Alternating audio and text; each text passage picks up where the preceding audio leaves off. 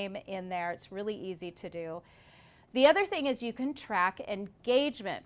So if you notice here some stats, you probably know that the thing that you track is the thing that will change and grow and evolve. In your personal email account, you can't see who opened an email. You can't see who clicked on, or you can't see how many people clicked on the link. When you can see that information in there, what that means is you can see which subject lines get more opens than other subject lines. So it helps you, when you write your subject lines, you can write more that are like this and less that are like that. So on this one, for instance, you could see that email went to 1,179 people. 42% opened it. That is an amazing open rate. And the reason that open rate is so high is because I have a relationship with my customers. A lot of big companies that do a lot of sales emails and not relationship building, their open rate will be 5%. And that's just an example of they don't have a relationship with people. When you have a relationship with people, even though they get 20 or 50 or 100 emails, they look forward to getting your email the same day of the week every week, or the same day of the month every month. Then I could see 11%, a little more, clicked on it. We had 2 unsubscribes. So someone always asks, well, what about the unsubscribes? Don't you get offended? No, you're going to hear why when we talk about the ideal customer. But eventually, when your email list builds up, you pay for those subscribers. So if there's someone on your email list that doesn't want to hear what you have to say anymore, maybe they are a new vegan or something like that, or they moved away or whatever, you don't know why they unsubscribed, you want them to unsubscribe. You want to applaud that it just shows that you have narrowed your marketing niche so well that you've got people that are unsubscribing. So that's not, you don't even want to think twice about it. I look at it as it's not even any of your business. Now, the only time that would be something I would pay attention to is if you're used to getting 1 or 2 unsubscribes and then you get 30 or 40. That's never happened to me, but I had a friend once who she used a cuss word in the subject line. And I just don't do that. I don't think my customers, and some people do, and that's fine. But her customer base was not used to a cuss word. She used it in the subject line, and she had a whole ton of unsubscribes. So that's just feedback. She never would have known that if she had sent it out of her personal email account. That was feedback to her that, oh, my audience doesn't like cuss words. Let's not use them again. So that's what you use those statistics for, is feedback for what is working in your marketing and what's not working in your marketing. All right, like I said, I like social media. There's a place for social media, but social media followers are not nearly as valuable as email subscribers. So there are algorithms on social media that limit who can see your posts. So if I have 1,000 people on my email list and I send out an email, maybe 3 of those will go to spam. So like almost 1,000 people saw the email, and like you just saw, 40% of them opened the email. If you have 1,000 people who like your Facebook page, 3 to 6% of them on average are going to see your post. So 400 people opened your email, and you're lucky if 40 people see your Facebook post. So there is no comparison between the value, the dollar value and the marketing capability of email marketing versus social media. And those numbers are getting tighter. The algorithms are getting tighter and tighter every year. Social media accounts have become a pay-to-play platform. There's a reason Facebook, Instagram are multi-billion-dollar companies. It's because they charge, big corporations can pay a lot of money for ads on there to reach people. And if you're going to make money on their platform, they want a cut of it. They want you to pay money. If you're not going to pay money, they're going to limit your reach. And the reach you have on ad dollars that reach is getting smaller. So you used to be able to put $20 on an ad a few years ago and reach a lot of people. now $20 on an ad is just like nothing. It's like you might as well burn your $20 bill in your hand. Really, and it's going that way more and more.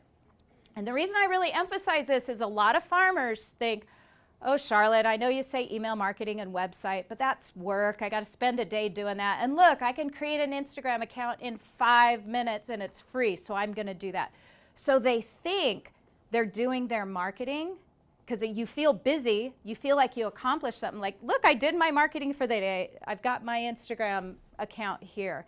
You feel productive, but it won't bring you dollars. It won't bring you sales. It's not even meant for that.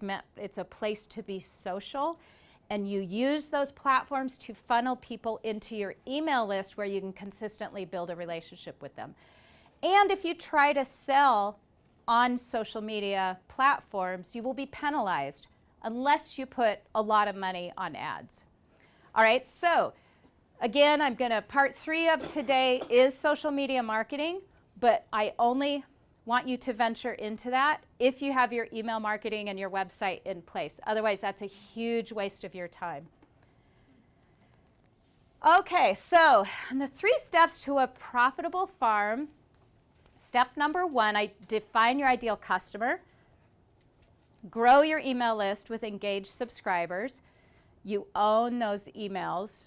Like social media, you know, people can like your page one day and unlike it the next, and they're done with, you have no way to reach them. And step 3 is build trust. People buy from you because, like I said, know, like, and trust, and you have a relationship with them.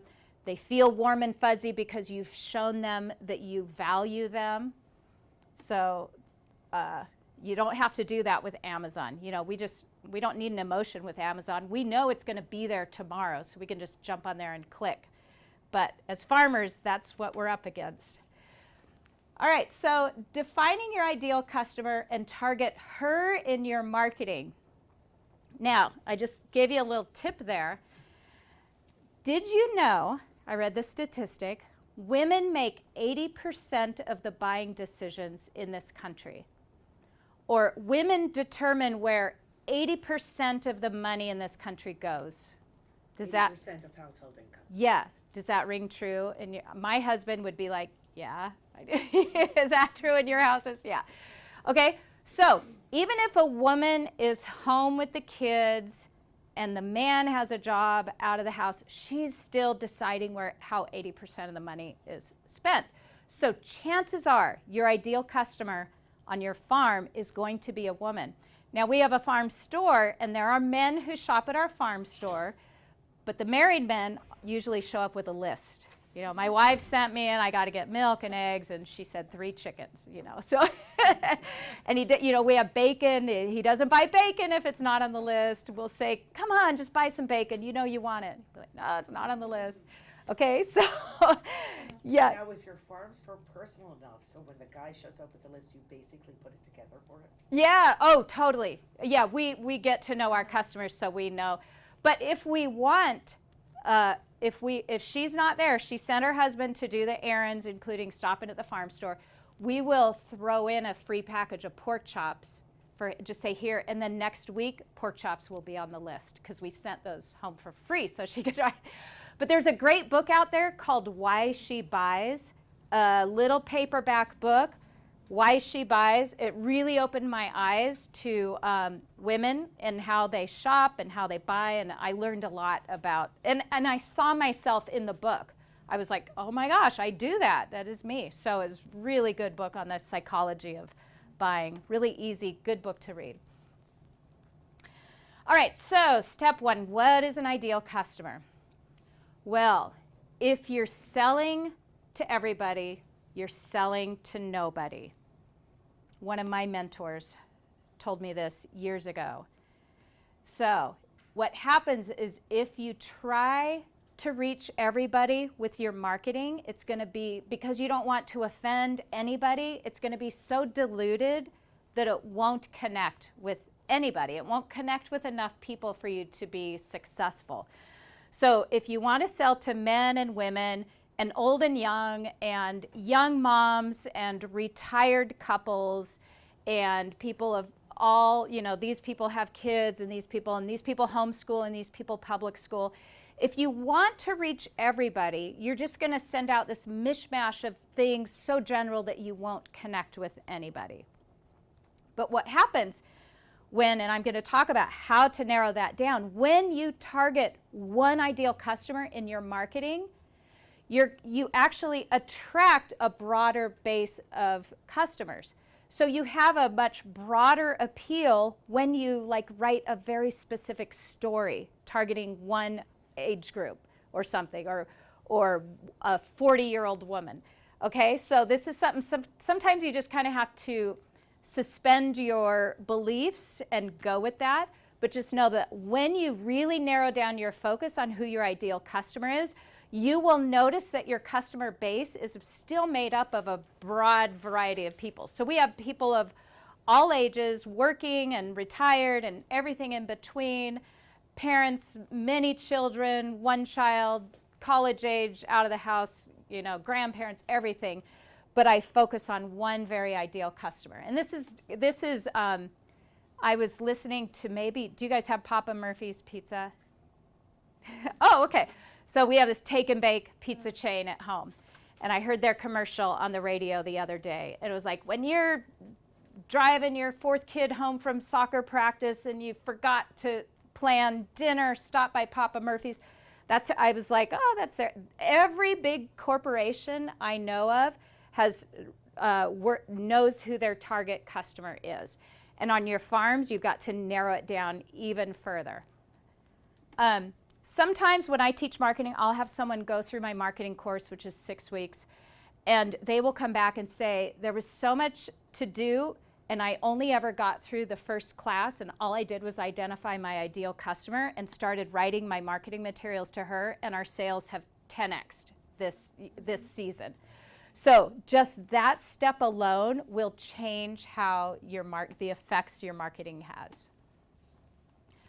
So when you market your products with this one person in mind, people connect with those very specific references or specific stories, and people feel then like you're talking to them personally, not to a group of hundreds of people. So if you send out an email and you're like, hey everyone, and you're just very general, it won't connect as if you write an email to a 40-year-old woman who races off to yoga class 3 times a week, and you share a story about that. You will connect with more people when you get specific like that. Okay, and like I said, you will still have customers from all walks of life. You're going to have young people, old people, single, married. And again, it's just being that specific and talking to one person will make more people connect with those specific references. Okay, so you don't have to do this today, but you said you're going to share your homework next week. I would love for you guys to come back. I won't be here, but you can hold each other accountable. Who's your ideal customer? I'm going to give you an example going forward of what mine looks like.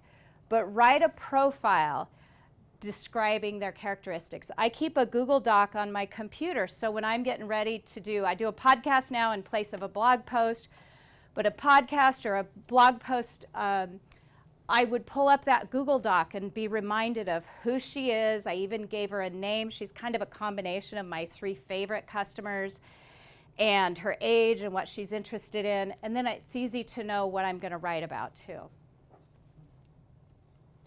So as an example, say you want to sell beef to women.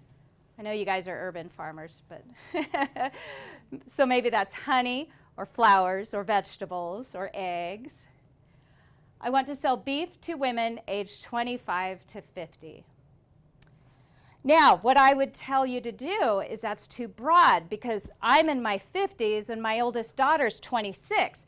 So I'm going to write a very different marketing email to a 50-something-year-old woman versus a 20-something-year-old woman. So narrow it down even further. So you want to sell beef to women aged 25 to 35.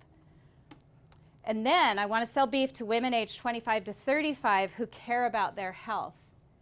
Well, most people stop there, but I want you to get more specific like this. I want to sell beef to women 25 to 35 who eat keto to get fit and improve their health. Now you're getting close, because what happened is, if you stopped here, women who care about their health, well, most women would say they care about their health. But as soon as you bring that eating the keto diet into it, then you've gotten really specific. Then you can share recipes about high fat and eating fat and nutritional articles and research and all that. You can get really, really specific when you narrow it down to that. And guess what? You're not going to turn off the other people. You will attract those people who eat keto, but everyone else will be attracted to your very specific references too. So again, if you're selling to everybody, you're selling to nobody. Then what happens is, when you attract this group of people who can't wait to get your emails because they're full of these specific references that they love hearing from you about, that's when marketing becomes fun. And that's when you start to notice that you look forward to talking to people. You look forward to writing those emails instead of looking at it as such drudgery. Or a lot of people don't like doing it because they have no idea what to write about. But when I pull up my Google Doc that describes my ideal customer, she's a 45-year-old woman. She has one kid in high school and one kid out of the house. And she does go to yoga class, and she's trying to run a marathon so that she looks better in her 40s than she did in her 30s. And when I talk about all those specific references, it's really easy for me to wake up and know, what am I going to post on social media about today, and what am I going to talk about in my blog post this week? Okay, step 2, 3 steps to a profitable farm: grow your email list. Again, like I said, everybody starts at 0. All of our email lists usually start with our friends and family, which I call the low-hanging fruit. And because you don't have to market to friends and family. You just say, hey, we're starting a farm. They're like, yay, what do you have? They're going to buy it from you no matter if, we made so many mistakes our first few years, and they don't care. Like, oh, so what, the eggs are this big or whatever. They forgive you. What happens is, a lot of farmers, they start out with that low-hanging fruit, and they don't think they have to learn marketing because they sell out, because their friends and family buy all that stuff their first season. It was really easy to sell from them. They think, this farming thing's really easy. I raised all this stuff. My friends and family showed up to buy it. We covered our expenses. This is super easy. And they double their production for the next season. And they did not learn how to market, and they end up with a lot of leftover or thrown out product. So it's going to be really deceiving your first season in business, because it can be really easy to sell to the friends and family. So you know that you've got to learn your marketing from the start and practice on your friends and family. And then when you finally need to expand and you have more product to sell, you will know how to attract people who aren't your friends and family, because they don't just show up to buy. It's something you have to work at. All right, so you've all seen this. Hang on, let me get a drink of water. You've all seen these on the internet, right? Well, nobody wants another newsletter. People are, our inboxes are full. But what happens is I teach everyone I work with how to create something. The internet makes this really easy. Some PDF, a booklet, maybe it's a recipe booklet, maybe it's tips, a clean eating checklist, or tips on 5 things you need in your pantry. Whatever it is a free gift that didn't cost you anything but time to create. There's so many online things that make it, you can make it look like a magazine for free or almost free. And they are willing to trade their email for something like that. Now, you'll see a lot of big companies give you a coupon when you sign up for their email list. What happens is, then you attract price shoppers. You attract people who only want to buy from you when it's at a discount. And again, we have artisan handcrafted products, niche products. Our products should never go on sale. Otherwise, you just teach people to wait for those sales, and we just can't afford to do that. You want to train them from the get-go that this is a really special product. You cannot buy what we raise anywhere else, and you have a relationship with them, so money is not even an object. But anyway, getting them to sign up for that email list, you don't want to offer a discount or a coupon or something like that. It's got to be something of value. So here's some ideas of things you can give away for free. For our meat farmers, I don't even know if there's any out here, but 6 plan ahead instant pot meals. When I first started teaching marketing 8 years ago, it was crock pot meals. But today everyone's traded in their crock pot for their instant pot. So instant pot meals. Or a clean eating checklist. And how do you know what to write about? Your ideal customer is telling you this. She's already asking you. Like, who's doing honey? You thought maybe you might do honey. Yeah, honey, there's lots of recipes for honey, but there's also people who are really into medicinal honey for medicinal use. My horse got a puncture wound, like 3 inches on his hip. A bolt went in 3 inches. It couldn't be stitched closed. And the vet came out and said, go find some raw honey and put that on gauze and shove it in there. It's all my horse had. And this, this hole that it was at least 5 inches deep, healed and closed up, no infection, no antibiotics ever from raw honey. So there are so many things. So a freebie that you gave away, like 3 ways to use honey in your home or something, that your customers are asking about, they're willing to trade their email for something like that. Or for me, a really no-brainer is, as soon as someone knows I have a milk cow, the first question out of their mouth is often, oh, do you know how to make butter? So it was really easy to have a raw dairy cookbook. I know it sounds so funny to the farmers, but us as farmers, we have to remember that most of people who are not raising what we raise don't know how to cook. They don't know how to stick flowers in a vase. They don't know how to prepare vegetables. We forget that as farmers, but when your giveaway is just the basics and you don't make them feel stupid for asking, you're going to attract so many people to your email list, which is then where you can go on to build a relationship with them. I'm still shocked that they didn't say, do you know how to make cheese? Oh, that's the second question. No, the first question's butter, and then it's cheese. Yeah, nobody knows how to make, I know. That's a big mistake farmers make is, well, anyone could throw a roast in the crock pot. No, people don't know how to do that. So we forget, whatever it is you think is easy, anyone can plant a daffodil bulb. No, they need a tutorial on how to plant daffodil bulbs. Seriously, and you take the mystery out of it when you offer those very basic things. So here's a great way to know what your freebie should be for your email sign up. What are the top 3 questions new customers ask you before buying? So when someone finds out you're starting a vegetable farm, what do they ask you? So those are the questions they're interested in hearing about. All right, and then, like I said, your email marketing service makes this super easy to set up. So they sign up for your email list, and they're delivered that freebie automatically. You've already put the link in there to the PDF, and it just goes out to them automatically.